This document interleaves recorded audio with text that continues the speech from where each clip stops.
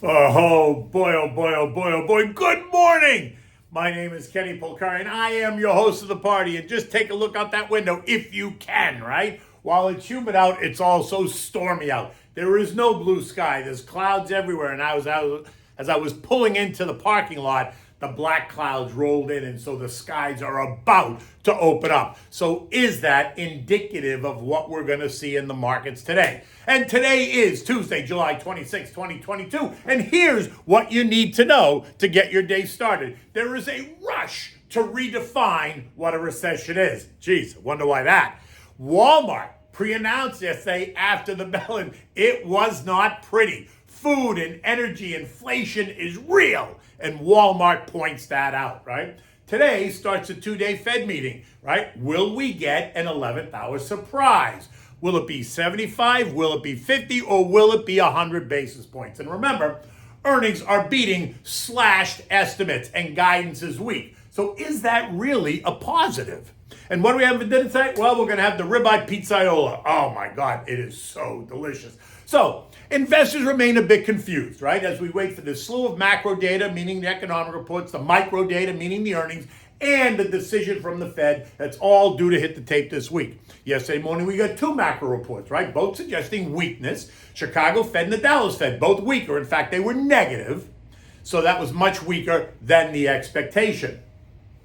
In addition, yesterday morning, we got 7 earnings reports, and 5 of them beat the estimates. That's great. It's no surprise, really, because that's a 70% run rate, right in line with what we've been seeing all season. So far, 70% of the companies that reported have beat.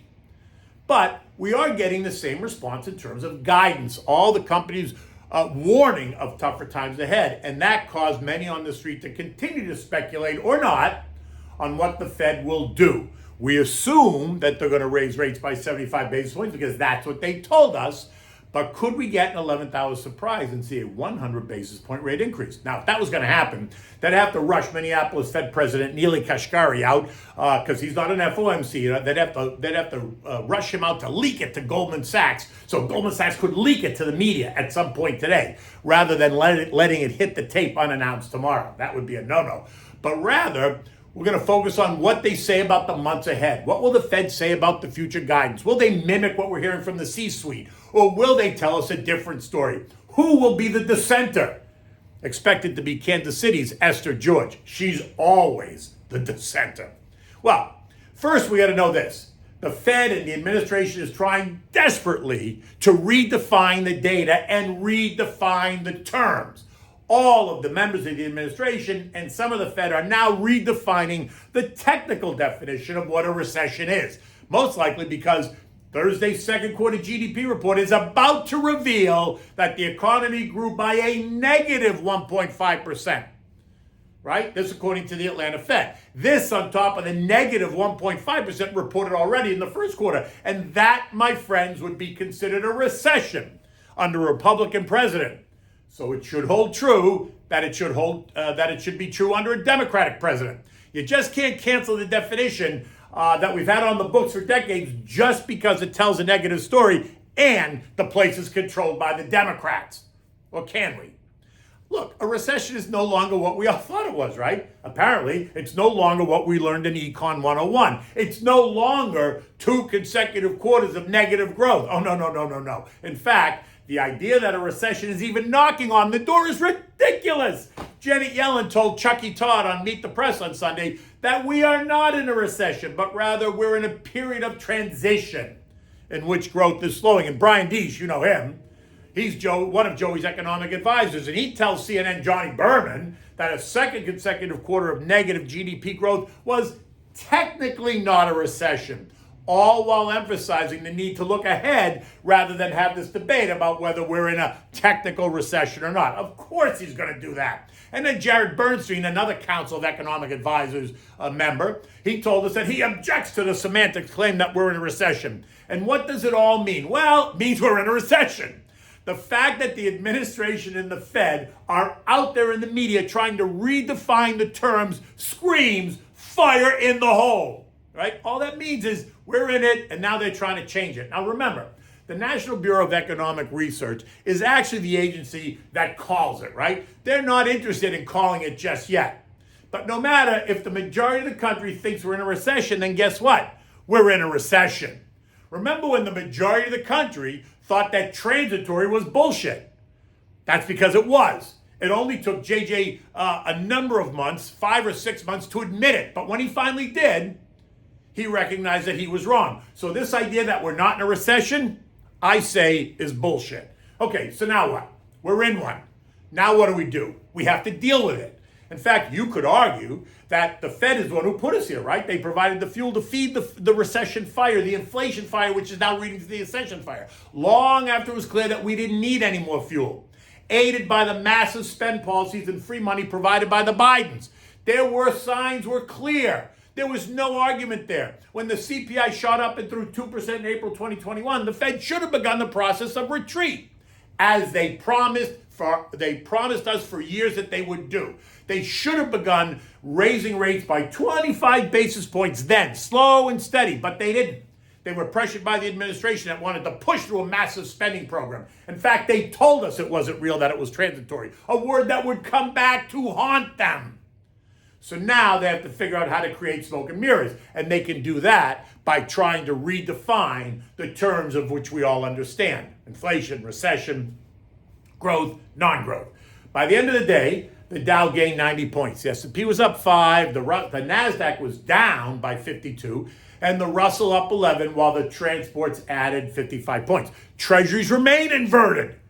This is now going on 4 weeks of an inversion. The 2s yielding 3.01%, the 5 yielding 2.85%, and the 10s are yielding 2.77%. Yet no one in the administration is even discussing what an inverted yield curve means. Okay, so here's a hint. Can you say recession? And oil, that was up 1.8% yesterday to end the day at 96.45. Again, Brian Deese telling us that oil is down 17% in the last 6 weeks. Great, so Americans should celebrate the decline. What he conveniently forgets to say is that oil is up 106% since Joey moved into the White House, and that gasoline is up 56%, with a bias to the upside. This morning, oil is up another 2% at 98.75, and it's about to kiss resistance at 101. This leaves oil trading in the 88-101 range. And then, to add more energy concerns to the conversation, Russia announced that they are cutting supply of natural gas via the Nord Stream pipeline to Europe beginning tomorrow morning, citing that it needs more maintenance. And that sent nat gas up by 6%. And it's up by another 2% this morning. This, as the fall and the colder weather are only months away, right? Creating all kinds of concern. And then after the bell last night, Walmart slashed its earnings and their guidance. And it wasn't pretty. They took the traders and the algos took the stock down 9% in the after-hours session. Look, Walmart isn't due to announce their earnings until August 16th. Yesterday was July 25th. So you see what they did? They pre-announced, right? They took the pain now so that when they announce, investors will take the stock up, right? Comfortable in the fact that there is no new information, unless, of course, there is between now and then. So what did Walmart say? Well, they warned that higher food and fuel prices were causing consumers to do what? Pull back. When you're paying 10 to 15% more for food and energy, you have less to spend on discretionary items, which is causing them to have to cut prices on those discretionary items that consumers don't want anymore or can't afford. So they're cutting prices to try to get you to take it home. The question is, will you go out and spend your money on the discretionary stuff and take it home? I don't think you will. This announcement wasn't helpful to the other names in the space. Amazon, which was down 1% during the regular day, fell another 4% on that news. Remember, Amazon is due to report on Thursday. Target and Costco are also lower this morning as well. The warning by Walmart now casts a cloud over some of the upcoming earnings later on this week, right? McDonald's, Procter & Gamble, Visa, GM. What will these companies say about consumer behavior? What will these companies say about a recession? And what will these companies say about forward guidance? This morning, U.S. futures are down. Dow is down 150. The S&P is down by 15. The NASDAQ off 50. And the Russell down by 4 points. Right, as this weakness begins the day. Walmart has set the tone and reminds us that inflation isn't going away anytime soon and that the recession is ringing at the door. Investors, traders, and algos bracing for a week full of data. Today starts a two-day Fed meeting. Tomorrow we're going to get the answer at 2 o'clock, and at 2:30 there's going to be a press conference. So expect everyone to be paying attention to what Jay said. Earnings today include some really big names. UPS, Triple M, Archer Daniels, McDonald's, GE, Coke, ECL, Glassworks, and Kimberly-Clark, all before the bell. With Google and Juniper Networks, along with Mondelez and a couple of others after the bell. Right? So expect 70% of those to beat on the lines and expect 30% of those to miss. Eco data today is all about housing. The S&P CoreLogic 20 city housing prices to show up, prices up 1.5% month over month and up 20% year over year. New home sales, though, are supposed to be down, right? Down 5.4%, in line with other housing data points. The Richmond Fed survey of negative 14 and the consumer confidence indicator at 97.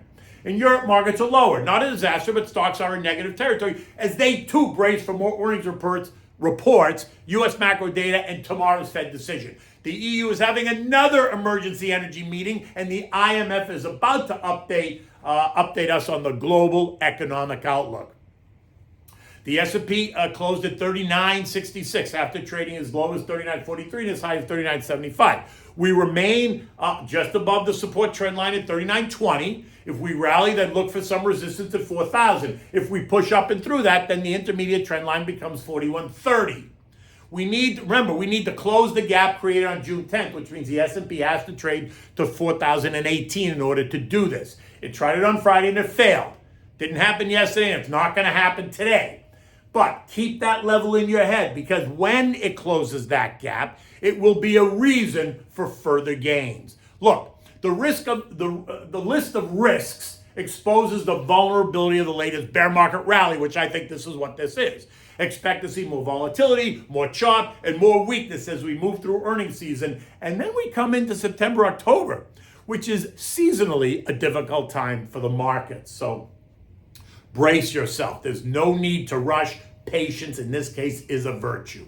So what are we having for dinner tonight? Well, here's the RibEye Pizzaiola. Oh my God, it is so delicious. It's a hearty dish, right? It is a hearty dish. It features, a nice ribeye that you've grilled and then braised, and onions and peppers and tomato sauce with a splash or so of your favorite red wine, one that you will cook with but then also drink. So for this, you're going to need a couple of things, right? You need a nice ribeye, maybe about 3/4 of an inch thick. You need olive oil, oregano, garlic, onions, red and green bell peppers, right? You need a can of crushed tomatoes, not puree. You need some of your favorite red wine. I would use a nice full-bodied red wine. You need salt and pepper. And you need crushed red pepper flakes, which are optional if you want them. Now, preheat the grill to get the grill nice and hot. In a saute pan, one big enough that'll accommodate the ribeye, you want to heat the olive oil, add the crushed sliced garlic, and saute it around until it gets nice and golden. Now you're going to add the sliced white onions and the julienne bell peppers. Now you can use green, yellow, red, make it colorful, right? Turn the heat to medium and cover it. Stir it. When the onions and the peppers are soft, in 5 to 8 minutes, you want to add the crushed tomatoes, the oregano, the red pepper flakes if you're using them. Turn the heat up. Bring it to a quick boil, and then reduce the heat to simmer. Add the red wine, maybe like a half a cup of your favorite red wine, salt, pepper, let it simmer and thicken up, right? Take the top off, let it kind of steam away, maybe 10 to 15 minutes. Next, now you want to rub your ribeyes with olive oil and salt and pepper, right? Don't drown the steak in oil, just enough to massage the steak and prepare it for the grill. Sear it on the grill. Get the grill really hot. Sear it for 2 minutes. Turn it over. Sear it for another 2 minutes. Remove it from the grill, and now go put it in the saute pan with the tomato sauce, the peppers, and the onions. Cover it. Turn the heat to simmer and let it cook for another 8 to 10 minutes. This should give you a nice medium steak. If you prefer more well done, then let it sit in there longer. When done, now remove the steak from the skillet, slice it into thick strips, and arrange it on a plate. If you got, one really nice ribeye, it's going to feed 2 people. You got 2 of them, it's going to feed 4 people. Next, you want to stir the sauce in the skillet pan to deglaze it, making sure to scrape the pan for any of the bits left behind. You want to spoon the sauce over the steak and serve it immediately. Present this meal with nothing but a large mixed salad of arugula, Boston Bib, romaine. You want tomatoes, red onions, cucumbers in there, and you want to dress it in a red wine vinaigrette, right? For wine, this one I would use a nice hearty Brunello di Montalcino, but that's me. You can use whatever you prefer. In any event, look, the day has not changed. The sky is still cloudy and it feels like it's going to storm. So get prepared. And until tomorrow, take good care.